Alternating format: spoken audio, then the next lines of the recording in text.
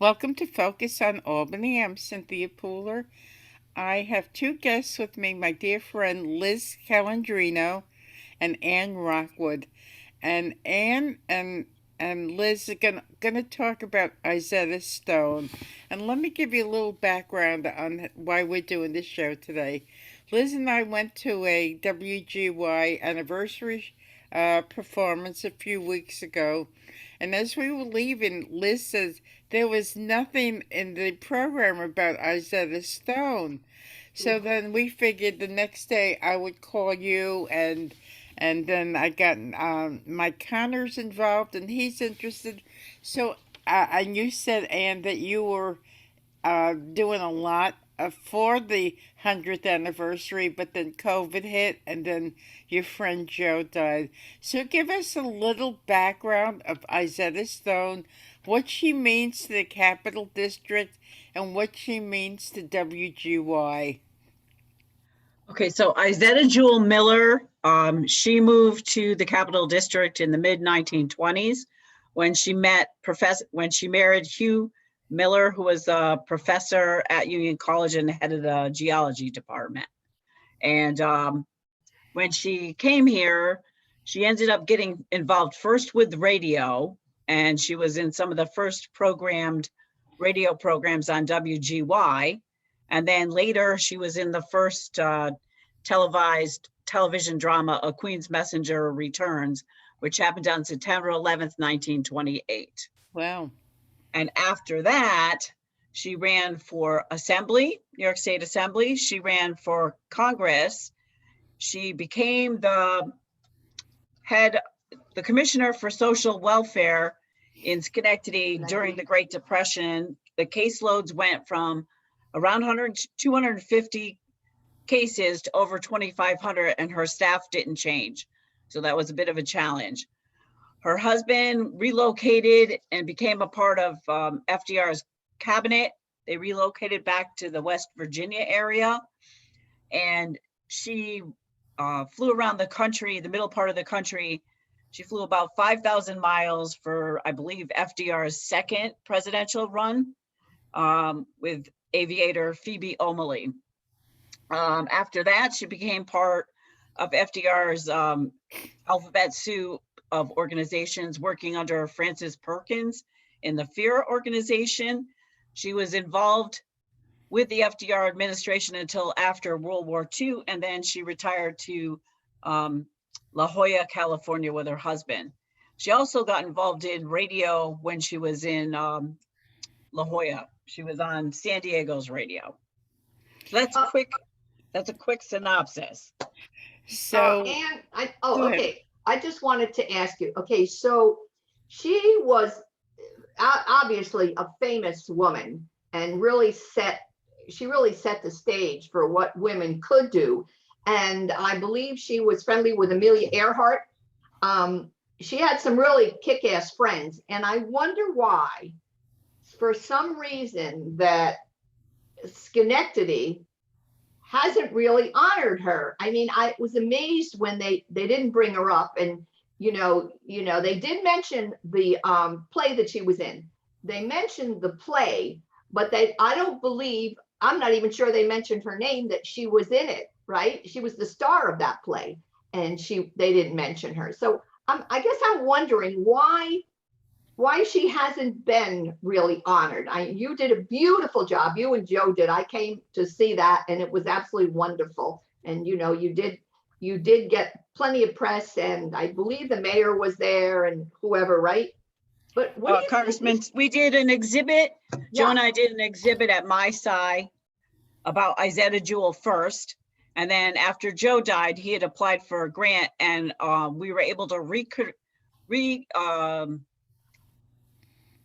rebuild the set for A Queen's Messenger Returns, and that was also at my side.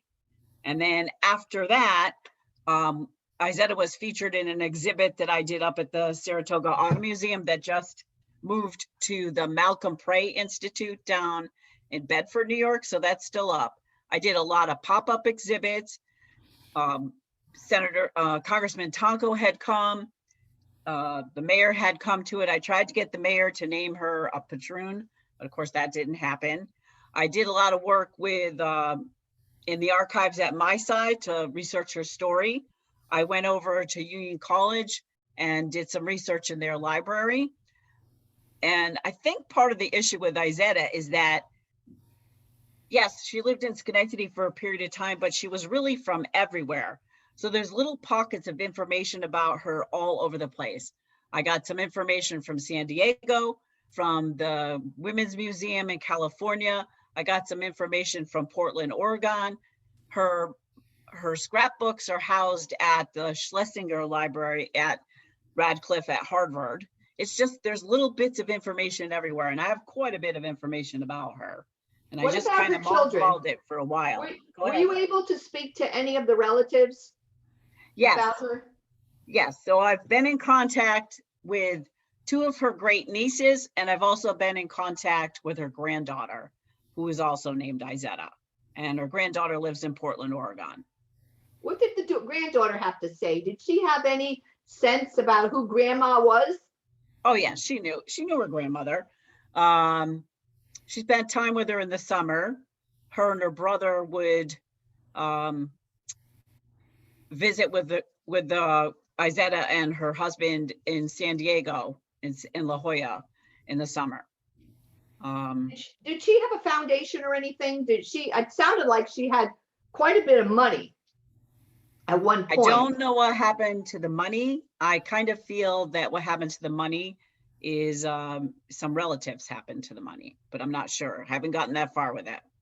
Okay, because her first husband, that's right, he died. She had a couple of kids, or at least one, right? One child. One child. And so she was a single parent, and apparently he had left her quite a bit of money. Well, it was complicated what was left to her, because he was a congressman from West Virginia, and in the South, the rights that a woman had to her husband's estate were different than they were in the North. So she had to fight for some of that, and she had to work to make sure she didn't lose custody of her daughter. So I have quite a bit of information about that too. But don't forget that she inherited the money in the late 1900s. And then the 20s happened. At the end of the 20s, there was a depression. She may have lost some of the money in the market. I don't know that. She stayed on the wealthy side for the rest of her life. So let me ask you this, Anne. Like I said, when Liz and I walked out of that presentation, and Liz was disappointed that they didn't say anything about Izetta Jewel. And then the next day when I called you, and you said that you and Joe had done a tremendous amount of work about Izetta to put in the presentation. When I called WGY, they had no idea what I was talking about. So what work did you put into the 100th anniversary of WGY that was not included in the program? Well, it was, Joe had died. We hadn't gotten to the point where we reached out to WGY, and we had pulled together a bunch of information to try to work our way through the 20s and celebrate all the centennials that were coming up for suffrage. We planned on doing an exhibit for suffrage. I actually met with someone from New York State Historical Parks and Recreation just before COVID hit, and we were supposed to be collaborating on something with that. But then what happened? COVID hit and everything shut down. So the work with Parks and Rec was lost. The next anniversary that would have come up after suffrage would have been the anniversary of radio. And Izetta was the first woman to place a presidential nominee into nomination at a convention. She did that at the 1924 Democratic Convention. So we missed part of the radio 100th anniversary, but Izetta's role in Schenectady didn't happen until 1927. So there's still time to do it. She started on the radio. Her first program was a Robert Service poem about Alaska. Right. And then she did some travel reports, because she had traveled pretty extensively in Europe and elsewhere. And after the travel reports, she somehow got David Belasco, an important New York City producer of plays to give her permission to adapt, produce, and direct plays on the radio. And that was done on WGY. And she, as a woman, did that. And I do have a recording of her in a Midsummer's Night Dream on WGY radio. Oh my gosh. Well, the next, what about the event? I'm saying there's an event, right? But I would imagine that WRGB is going to celebrate something at one point. And was she not the first woman to be on television with No. WRGB? No, she was not the first woman on television. What she was she was in the first ever airing of a dramatic play on television. There was a lot of firsts, and every area in the country celebrated their firsts in their own way.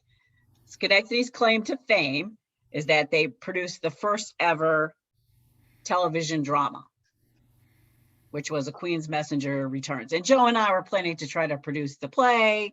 We had all these plans, and it just didn't work out. And it seems like ever since Joe died, there's been a whole bunch of roadblocks that have come up that made things not happen. Now, I had 2 exhibits at the Saratoga Auto Museum during COVID, before and during COVID, and now that exhibit has gone down to the Malcolm Prey Institute in Bedford, New York. And I still have all the research I did. Oh, wow. So we really need to figure out. Well, it's good that we're discussing it since it's still March. And Women's History Month. Women's History Month. Right. So we're going to get her in. We're going to get her into March anyway. So she'll have a little bit of play here. But it seems like, and the whole thing about money, somehow or other, it would seem, I've always thought that WRGB and General Electric would want to do something. And my hunch is they have plenty of grant money that they could do something with. I mean, that's I had been working on a significant grant with New York State Historical Parks and Recreation Department, and that all fell apart when COVID happened. The funding got directed elsewhere. So yeah, maybe there's grant money, but everything changed when COVID came along. Amazing, and I do have a Facebook page, and there is information about her on the page, and it's updated not as regularly as it used to be, but a lot of her firsts are listed there. Now that's Izetta Jewel. Is that what it is? Yes. Okay. Facebook? Yep. Izetta and Jewel. Instagram, but I haven't done anything with Instagram lately. Oh, okay. So what do you think? What do you think about, is there another possibility for her? Are you still on this case? Do you still have the time and the whatever? Because you put a lot into this. I haven't abandoned the project. It's just to figure out what happens next. I'm going to get in touch with the organization that now has the exhibit to see what their plans are. And I also, Mike Connors has some ideas. So we were talking a bit about that yesterday. Mm-hmm. Well, I'm in, Okay. If I can, whatever I can do, I'm certainly happy to go talk to whoever it is you want me to go chat with about it. So Liz, the day that we went there and you walked out and you made that comment to me, how were you feeling? Were you really upset? Were you angry? What was your feeling when you realized that Izetta Jewel was left out of the presentation? Well, I just felt like a piece of history was missing. And, they mentioned all the men. There was rarely a mention of any women in that whole presentation, by the way. Mm-hmm. And so particularly when they left out that she was in the play, I mean, she had the lead in that play. And as I recall, they did not mention her. So there was also a piece of me that thought it was kind of sexist, that they managed to get a lot of information about it on a male level, but nothing really about women. And I found that disturbing, particularly when he said he did the research and he didn't know anything about her. So right. And well, it's pretty common. What she just said is pretty common. The exhibit I had at the Auto Museum was, it was called Women, Wheels, and Independence. And it was about essentially badass women that drove cars from the 1900s on. many of whom no one knew anything about. Didn't she have, wait, now let me see what I read. Did she have that Mercedes? Didn't she drive around? She was one of those that, yeah, she was really into her car, and she was one of the first, wasn't she? That did the car She thing, that drove She around? started driving also early, and like I said, she's also featured in that exhibit. I have quite a bit of information in that exhibit about her love for cars. Yeah, and who did she have? Didn't she have a couple of women pals that also used to drive around? I I don't know recall. about that. I don't know Yeah, about somewhere that. I read something that she was, she had a couple of friends that were She would travel a also, lot with her mother and her sister. They drove to Oregon, and if you saw what the roads looked like oh my at the gosh. time, yeah, they did, she had no fear about driving. There's a story about her when she was on Broadway for a brief period of time. She had a house on Long Island. Driving back and forth from Broadway to the house on Long Island, she would get 14 flats in a night, and then she would fix them all. Like, she really loved to drive. And she didn't have a lot of money in the beginning. So driving, was a significant expense. And what she would do when she went to a different city is she would present herself to the auto dealer and convince them that they should give her a car, and she would use her time with the car to promote their brand. And she was pretty successful at that. Yep. I don't have a car, but I know how to get one. Oh my God, that's really very, very creative. She knew how to do affiliate marketing before they had a name for it. Oh yeah, she didn't invent it, but she was quite good at it. So, how did you learn about Izetta Jewel, Anne? Oh, from Joe Piazza. Joe Piazza and I Okay. worked on it for quite a while. So it was Joe. Okay. And Joe's interest had to do with the television broadcast. So he was skipping a lot of the other information that he had inadvertently come across. And I don't think for a while, I don't think he realized how significant she was. Okay. Because when he went to Harvard to look at the files there, he was focused mainly on her television career. And again, I was trying to go to Harvard to go do some research there as well at the Schlesinger. And what happened? COVID. So was she one of the first women on the Channel 6 station? it wasn't really considered Channel 6 at the time, but yes. Okay, WRGB, right?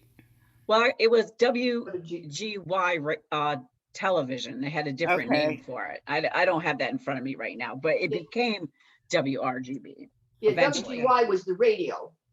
Right. Well, television was radio in the beginning. Well, they did change, but they changed the name. I mean, they added WGY, but it was a while. WRGB.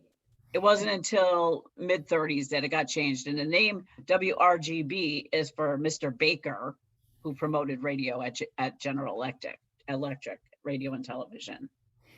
It's an interesting story too.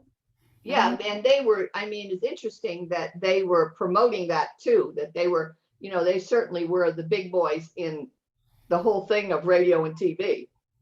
Well, part of it came out of World War I. The president was really concerned that the enemy would get the technology before we did. That's how the Radio Corporation of America was set up. And that was an offshoot of GE. And Dr. Alexanderson was involved with both from Schenectady to develop and promote radio and eventually television. Mm-hmm. So, Anne, how long have you lived in this area? Oh, my whole life. Well, that doesn't technically, all right, I was born in New York City when Dad was in the Navy, but the whole rest of my life, I lived here, mostly in Schenectady until the mid-'80s. Then I moved to Galway. So up until that point, when you started working with Joe on this, you had no idea who Izetta Jewel was? I had never met, and I had never read anything about Izetta until I started working with Joe on the project. So, Liz, when did you find out about Izetta? Well, Joe had come to me and was talking about Izetta and about how she was involved in TV. and we went to a theater production. He wanted to do a play, right? I don't know if that was the play, that she was in on WRGB. Yes, Right. yes, it So is. right. Okay. So we went to, I think it was the College of St. Rose. They had something going on. And so we went to see because he wanted to see if he could find somebody that could play Izetta. So we were over there listening, watching the play and trying to see if there was a fit for that. And he had written down a couple of women that were in there that he wanted to talk to. I don't remember if he talked to them that night or not, but that's how I found out about it and how interested he was in that. He did do a reading of the play. I don't have all the details about that in front of me, but I know he did do a reading of the play with some actors. Where did he do that? Do you know? Nope. I don't know if it was I would guess it was in Schenectady. Yeah, I would think so. I just don't know because I don't have it somewhere. I have volumes of papers here. I bet you do. Yep. So at this point for Izetta, is there anybody that you haven't talked to that you feel like you should go to? Is there anybody left that you're saying, I need to call them? I would like to, I have her records from the National Archives from her work in the government. That's about this much paper. And I've gone through that briefly. I would like to get to Harvard to go to the Schlesinger Library. I would like to do that. And there's a couple other places that have some of her information that I'd also like to go to, but I don't know if it'll happen. There's just little pockets of Izetta all over the country. Right. You're right, because she wasn't really from anywhere. I mean, she was from somewhere, but then she managed to go all around this country. Mm-hmm. Yes. So yes. how long? There's a lot of false information out about her as well. How long did she live in the Capital District? She moved here in the mid-20s, and she had left before the mid-30s. Because her husband got involved with the Roosevelt administration, and then she did as well. Didn't he die too? Her husband didn't die until the late 50s, early 60s. Her second husband. Right. So even though she was in this area for like 10 years, she made quite an impact, which is more or less hidden from history. Would that be correct, Anne? I think she made an impact pretty much anywhere she was. Okay. But she did do quite a bit while she was in Schenectady. Okay. Okay. And I need to get back into the archives at Schenectady City Hall because I need to do a little more research on her time as Commissioner of Public Welfare. Yeah, I found that to be kind of interesting. Also, the fact that she was with the Roosevelt, she was with them for a while. What did she do? I don't remember. She was in the Fear administration underneath Francis Perkins, and she stayed in that role from, I'm going to say, about 1937 until after the war, in different areas of it. The Women's Department, it was called. And that was a pretty big deal, right? I mean, well, part of what she was involved with there was actually the beginnings of school lunches, the school lunch program. It came out in a completely different way, but Francis Perkins and Izetta and the Roosevelt administration debuted that in the 30s, late 30s. Wow. Mm-hmm. And then in 1966, she became the first person to receive a Medicare card in San Diego County. And I know the reason she did that. She did it because she knew what it was like not to have money. And she knew that there would be a stigma attached to taking from the government. So she did it to show people, as a famous person, to show people it was okay to take advantage of the program. Boy, wouldn't you like to have known her? I would have liked to have known her.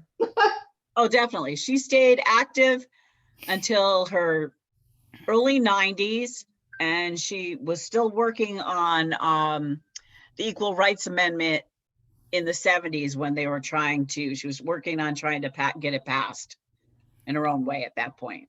Mhm. But she was a busy woman. So, Yeah, she was busy. If we had cars, we could have been friends with her. If we'd been around and had a car.